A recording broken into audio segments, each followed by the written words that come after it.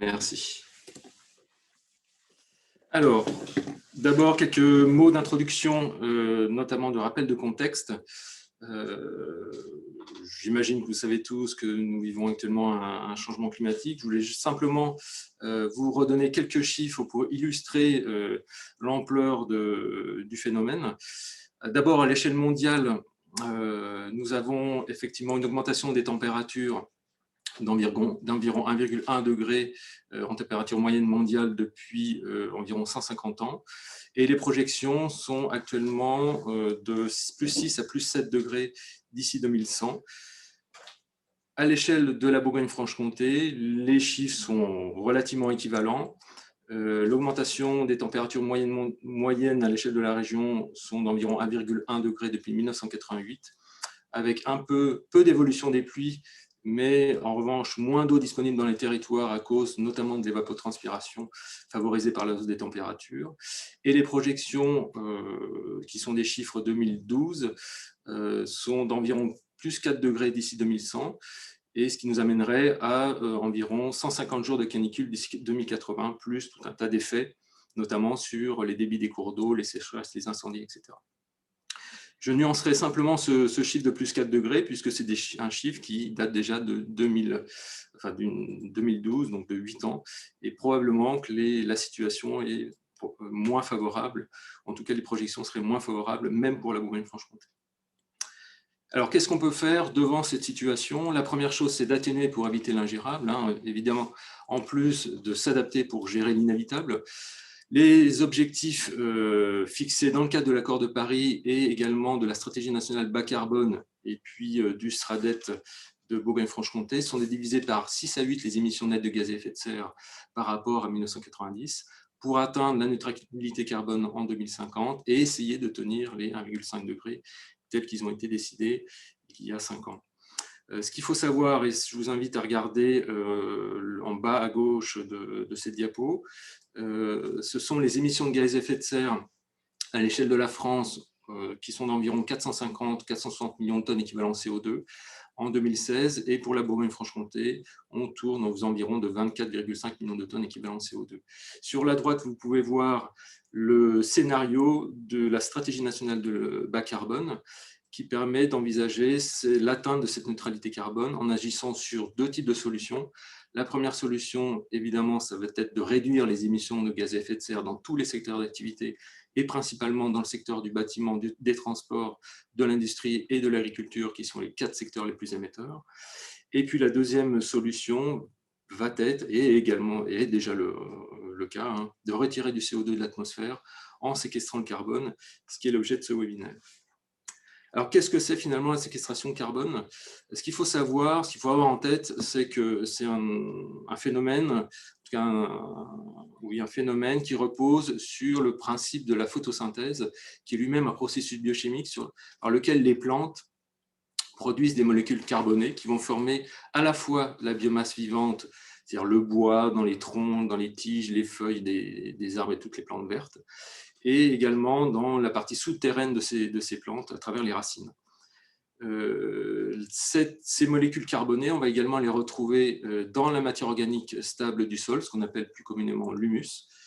Et vous pouvez voir ce principe de la photosynthèse dans le schéma en bas à gauche de cette diapo. Le deuxième principe, évidemment, ça va être de tenter de favoriser ce processus de captation et de stockage de carbone par ce qu'on appelle les socio-écosystèmes, étant donné que les écosystèmes naturels n'existent plus vraiment dans nos territoires, notamment dans l'hémisphère nord, notamment à travers les espaces forestiers, les espaces agricoles, les zones humides et les espaces verts. Et on peut voir sur la partie en bas à droite de cette diapositive que ce sont principalement les sols et la biomasse qui sont les principaux stocks de carbone beaucoup plus importants que le carbone qui est stocké dans l'atmosphère. Ce qu'il faut avoir également en tête, ce qui est intéressant, c'est que la séquestration de carbone via les socio-écosystèmes sont ce qu'on appelle une solution dite fondée sur la nature, qui est d'abord sans regret. C'est-à-dire que si elle ne fonctionne pas, elle ne dégradera pas la situation davantage. D'une part. D'autre part, c'est une solution bon marché par rapport aux autres types de technologies qui sont actuellement d'ailleurs peu matures, très énergivores, très coûteuses, et qui présentent un certain risque, notamment en termes de fuite de carbone.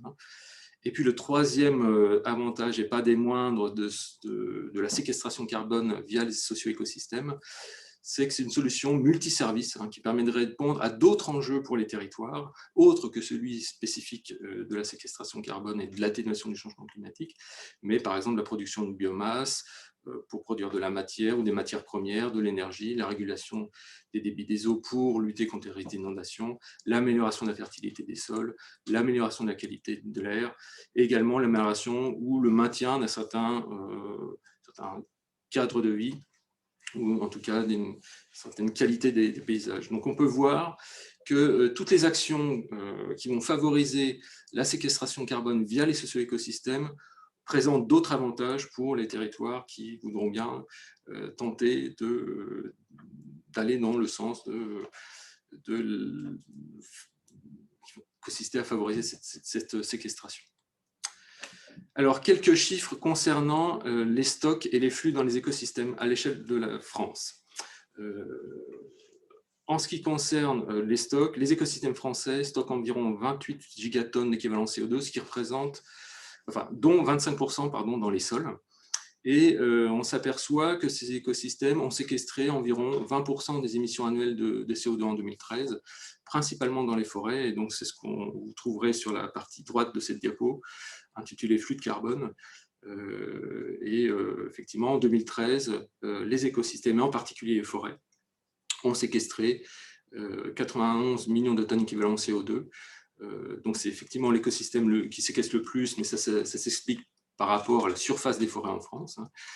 Ce que je souhaitais évoquer également dans cette diapo, c'est peut-être un petit zoom sur les terres cultivées qui, en revanche, sont, dans certains cas, peuvent être émettrices de carbone, contrairement à ce qu'on pourrait penser.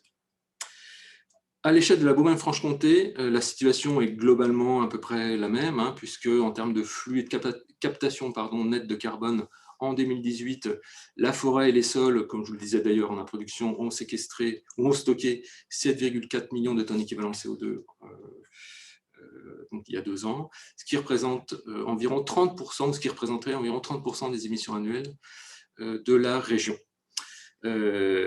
Mécaniquement, les émissions nettes de la région restent quand même de 17 millions de tonnes équivalent de CO2, donc ça revient à ce que j'évoquais également tout à l'heure, à la première solution de réduction des émissions de GES, qui est la première des choses, je dirais, à envisager et à faire à l'échelle des territoires.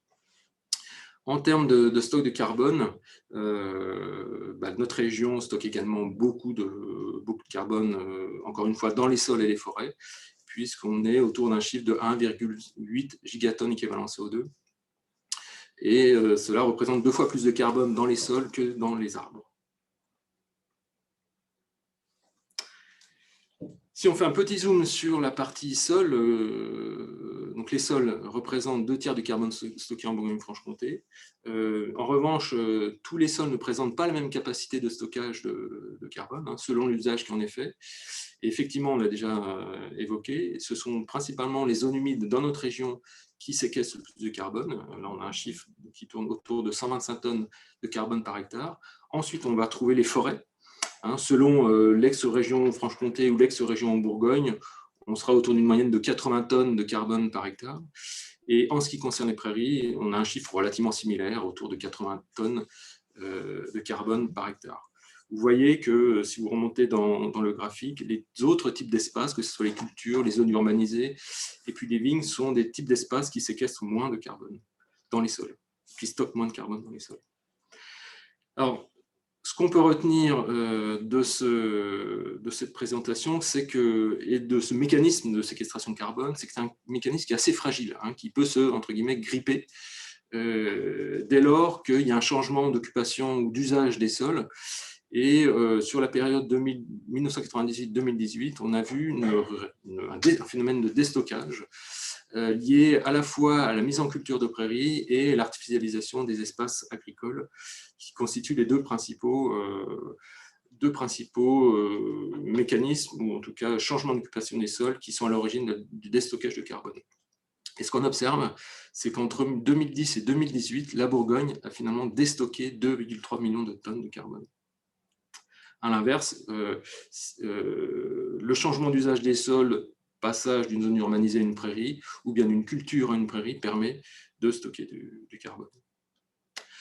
Alors, qu'est-ce qu'on peut faire? Comment peut-on agir pour favoriser ce processus de séquestration? Plusieurs choses. D'abord, en préservant, notamment en priorité contre l'artificialisation, d'abord les zones humides, ensuite les forêts et les prairies bocagères et les vergers, pour les territoires qui présentent des vergers familiaux notamment. Ensuite, la deuxième action qui peut être réalisée à l'échelle d'un territoire, c'est peut-être de restaurer des espaces avec les partenaires de ce territoire, notamment dans les espaces cultivés, les vignes, les zones urbaines, hein, favoriser la nature en ville d'une certaine manière. Et puis en agissant également sur l'usage de matériaux biosourcés qui stockent du carbone. Les exemples classiques, ça va être les charpentes en bois, l'isolation des bâtiments avec différents types de matériaux biosourcés, les plastiques également. Et on voit sur ce schéma qu'effectivement, il faut essayer de séquestrer, enfin en tout cas de favoriser les pratiques ou les usages des sols, plutôt type zone humide, plutôt type forêt ou prairie, avant d'agir, je dirais, prioritairement sur les autres types de milieux.